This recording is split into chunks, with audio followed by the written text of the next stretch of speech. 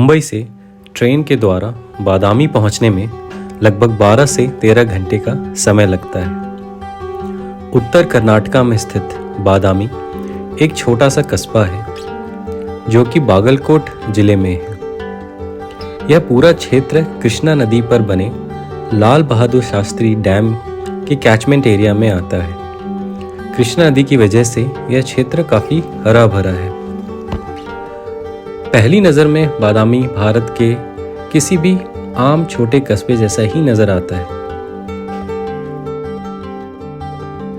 Railway station से बाहर निकलकर मैं बादामी के रिहायशी इलाकों की तरफ बढ़ निकला, जो कि स्टेशन से लगभग 3 किलोमीटर दूर है। हम लोग गलियों से होते हुए आगे बढ़ते जा रहे थे। बस इसी समय यह आम सा दिखने वाला कस्बा भारत का सबसे खास ऐतिहासिक जगह बन जाता है। आज के एपिसोड में हम सिर्फ इसके एक पहलू को छुएंगे और वो है the majestic Bhutnath group of temples और प्राचीन अगस्त्य जलाशय।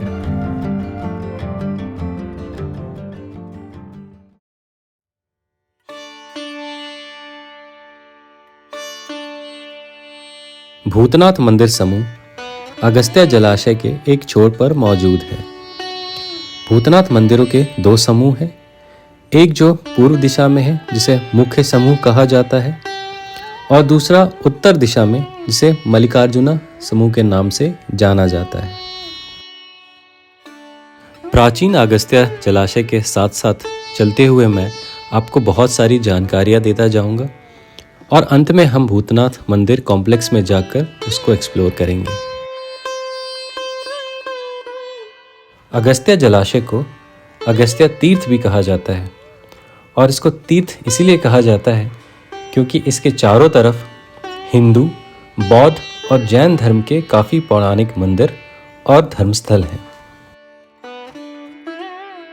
आज के समय में अगर हम देखें तो इस जलाशय के चारों तरफ पूरा कस्बा बसा हुआ है।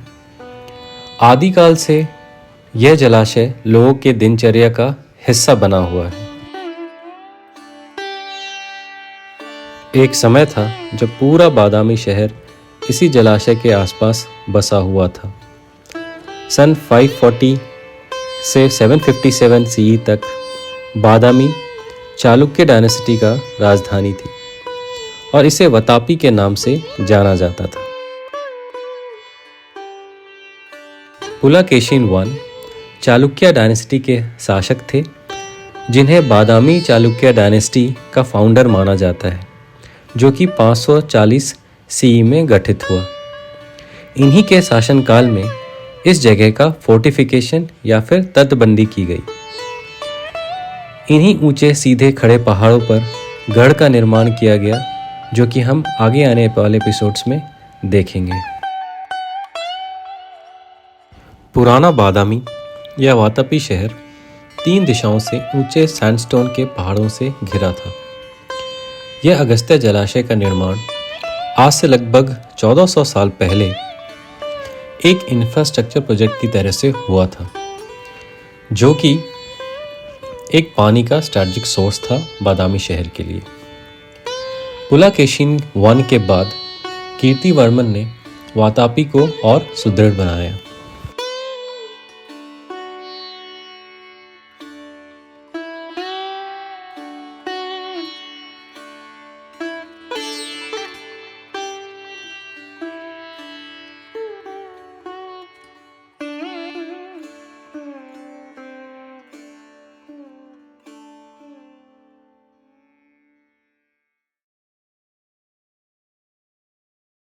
बादामी चालुक्य डायनेस्टी के समय बादामी एक बहुत ही इम्पॉर्टेंट सेंटर ऑफ आर्ट बना, जहां जैन और हिंदू धर्म के मंदिरों को बनाने का आर्किटेक्चर सिखाया जाता था। बादामी में द्रविड़ और नागरा दोनों स्टाइल के मंदिर मौजूद हैं। यह मंदिर बहुत ही सोफिस्टिकेटेड फॉर्म ऑफ आर्ट थे, जिनके लिए उत्तम स्तर की कारीगरी को सीखनी पड़ती थी।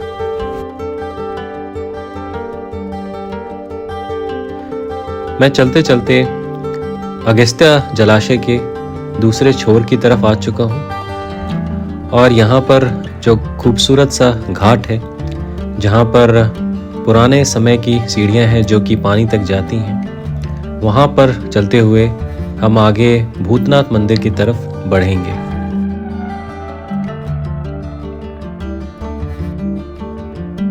चालुक्य डायनेस्टी का और ख़ास तौर पे बादामी चालुक्य डायनेस्टी का भारत में खूबसूरत आर्किटेक्चर, ख़ास तौर पे मंदिरों का निर्माण करने में बहुत बड़ा योगदान रहा है।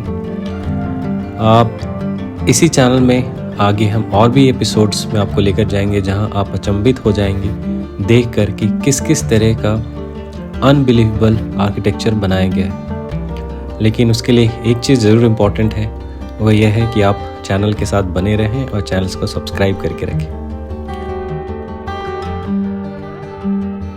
अभी हम काफ़ी नज़दीक पहुंच चुके हैं भूतनाथ समूह के मंदिरों के, और आप देख सकते हैं कितना ही विहंगम दृश्य है। और अभी तक जितनी जगहों पे मैं गया हूँ, मैं ये ज़रूर कह सकता हूँ कि उनमें से यह जगह बहुत ही ज़्यादा खूबसूरत और बहुत ही ज़्यादा अलौकिक है।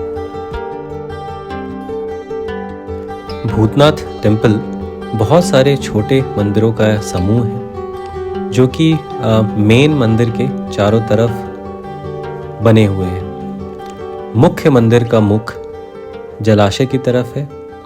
वैसे तो बाकी के मंदिर एक पिरामिडिकल स्ट्रक्चर के हैं, लेकिन जो मुख्य मंदिर है वह दक्षिण भारत के द्रविड़ पद्धति से बना हुआ है।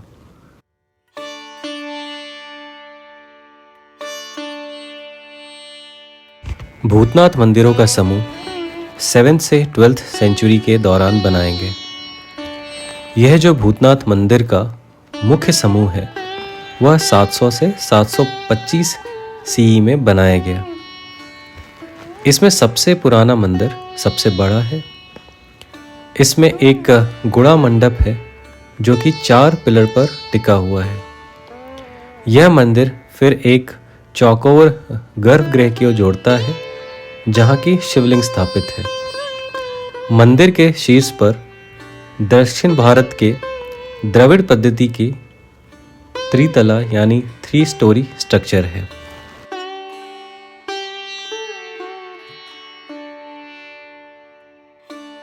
मंदिर के चारों तरफ जाते वक्त आपको सुंदर कारीगरी का, भक्ति का, शांति का और ये जो सामने फैली हुई सुंदरता है उसका एहसास होता रहेगा।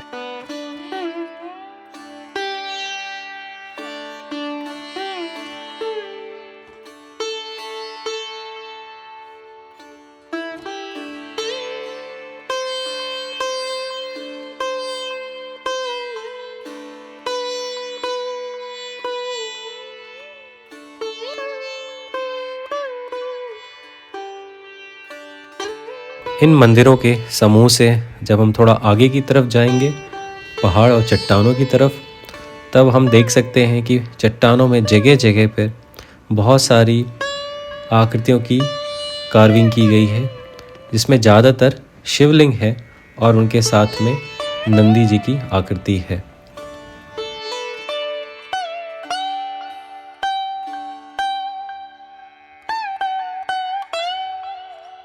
इसी चट्टान के जब दूसरे तरफ हम जाकर देखते हैं तो आप देख सकते हैं कि हिंदू देवी देवताओं की अलग अलग मुद्रा में जो आकृतियां हैं उनको तराशा गया है और कितना डिटेलिंग किया गया है। वीडियो में जितना कैप्चर हुआ आप यहाँ पे देख सकते हैं, लेकिन अगर आप सामने खड़े होकर इनको काफ़ी नज़दीक से देखेंगे तो उस समय की कारीगरी का आपको एहसास होगा कि कितने अच्छे और कितने ही तजुर्बेदार कारीगर थे जिन्होंने इस तरीके की मूर्तियां और आकृतियों का निर्माण किया।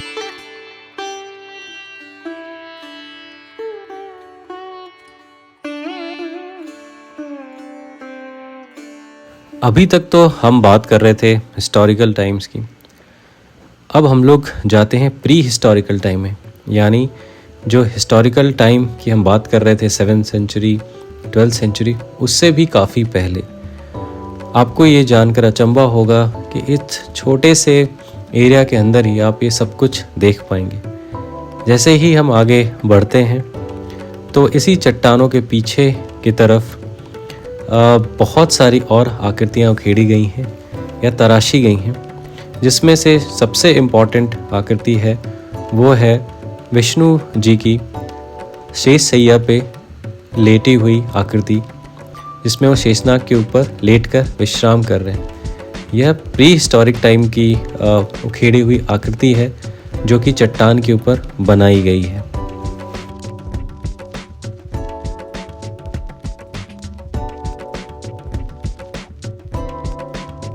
भूतनाथ टेम्पल समूह से थोड़ा आगे जाकर जब उत्तर दिशा की तरफ हम चलेंगे तो जैसा कि मैंने एपिसोड की शुरुआत में कहा था, वहाँ मल्लिकार्जुना समूह के मंदिर भी मौजूद है जो अभी आप सामने देख सकते हैं।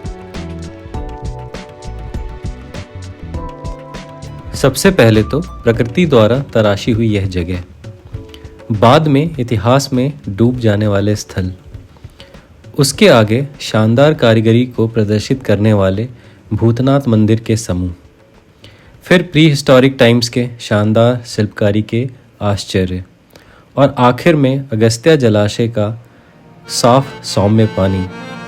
शायद ही दुनिया में और ऐसी जगह होंगी जहां ये सारी चीज़ें एक साथ मौजूद हैं।